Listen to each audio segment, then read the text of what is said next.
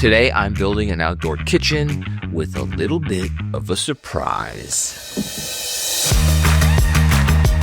So the other day I went online and I priced out an outdoor kitchen, and guess what the estimate was?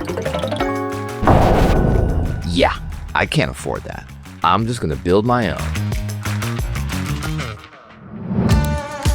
First things first, I'm gonna need a design. Cards on the table. I have never built an outdoor kitchen before, so I'm just gonna figure it out as I go. Kind of like life. I imagine I'll need storage, maybe a backsplash, maybe, and some sort of sink and a grill or something to cook food. Let's start building this thing. Here's the cost of the lumber I bought. I will keep tabs on everything I spend, and I will show you the total cost towards the end of the video. If this is your first time on my channel, about a year ago I bought a camper and started building a camping area in my backyard. I added a garden, I added an outdoor shower, and I'm super excited to finally get around to this outdoor kitchen. Now, some of you might be picking up on the fact that I didn't include a refrigerator. Well, the camper itself has a refrigerator inside, so I kind of have that one tackled already.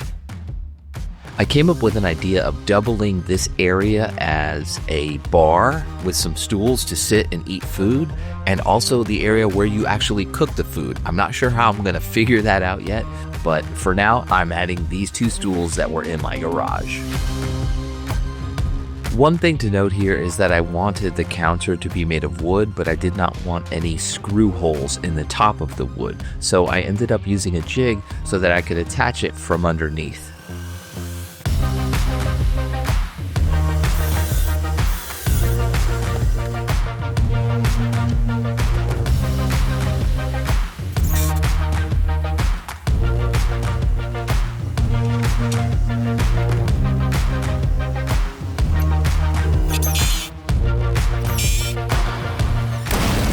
And here's where I run into my first problem.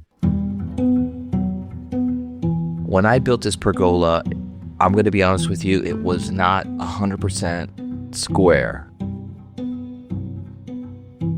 And so over the length of the pergola, there's probably an extra few inches. So this piece of wood has to be cut down an inch and notched all at the same time. It's quite complicated for me, and I know the key to success here is to really double, triple check all my measurements.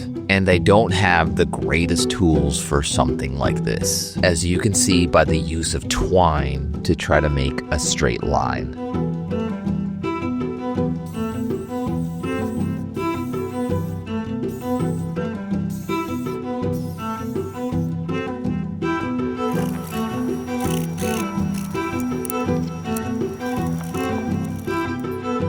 All right, let's see if this thing fits.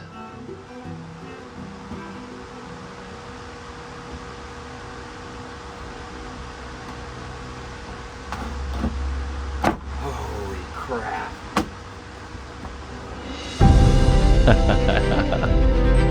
I gotta tell you, I was pretty happy at that point. So now we've got the basic frame for the outdoor kitchen. Now, in hindsight, I really wish that I would have painted these posts black before I even started doing this. But at this point, there's no turning back, and it's gonna be what it's gonna be.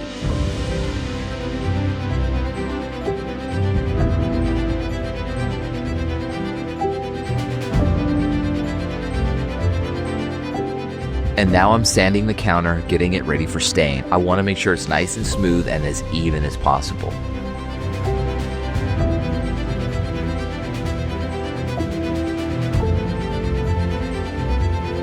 So now the project is coming together, and the next thing I'm adding is the sink.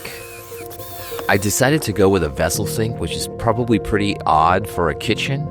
My original plan was to have like a huge piece of wood kind of hollowed out, very organic, to kind of counter all the kind of modern elements here. But boy howdy, that stuff is super expensive. Anything made out of like wood or rock is really expensive.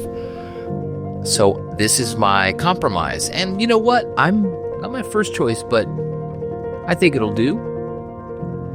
So this hose will feed my outdoor shower and my outdoor kitchen.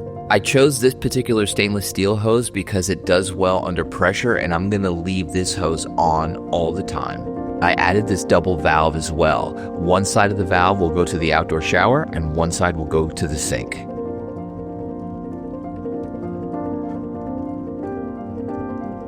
I just hooked the hose up to one of the water supply lines and the other one I capped. All right, let's give this a test.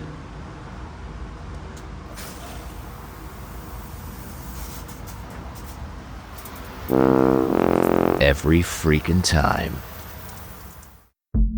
I tried over and over to redo this connection. I thought I got a faulty water line. And I go online and I do a little research, and lo and behold, I find out what's wrong.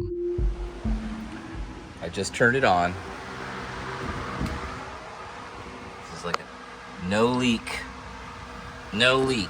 I figured out what was wrong is that I put Teflon tape on that connection, and those connections don't use Teflon tape. So I messed up. That was me, but I got it fixed. Let's party.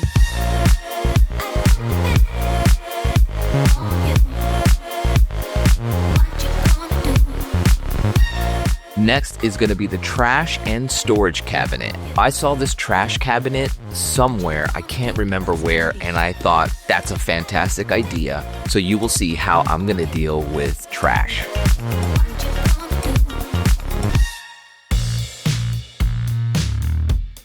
That's right, you're not seeing things. I'm putting the hinges on the bottom of the cabinet.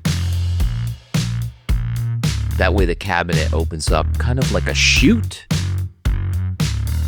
And on the inside of that will be the garbage can.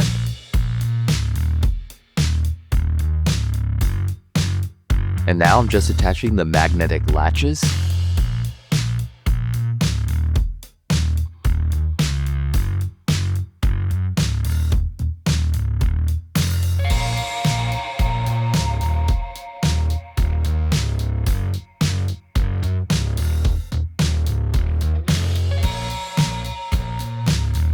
Come on, man, that's pretty good. Again, I didn't come up with that, but it's so convenient. All right, let's finally move on to this grill. My idea for this grill is to have a hatch that opens up and then the grill is revealed somehow. I'm excited and scared at the same time. This can make or break this outdoor kitchen. I just have to figure out the simple thing of making this whole thing work. Here I'm installing these seamless hinges. I have no idea how people do this. I'm kind of winging it at this point. It's a little cringy, but the thing is here is that, you know, where there's a will, there's a way.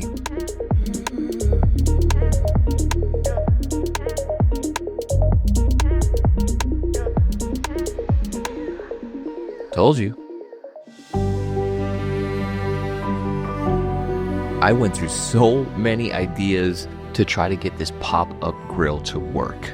I could not figure anything out, and everything that I came up with was almost like too complicated. If you've ever seen those Murphy beds where they have a shelf on the outside and then when they lay the bed down, the shelf stays level, and I couldn't get it to work where it would stay level, so my idea was just to attach the grill to the shelf so it won't fall off. And that was it. At that point, I think I got it, and here we go. One thing I think I failed to mention was that I had painted all this with barbecue paint that is apparently 1,000 degrees Fahrenheit resistant.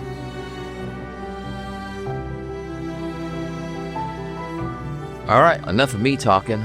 Here's the beauty shots.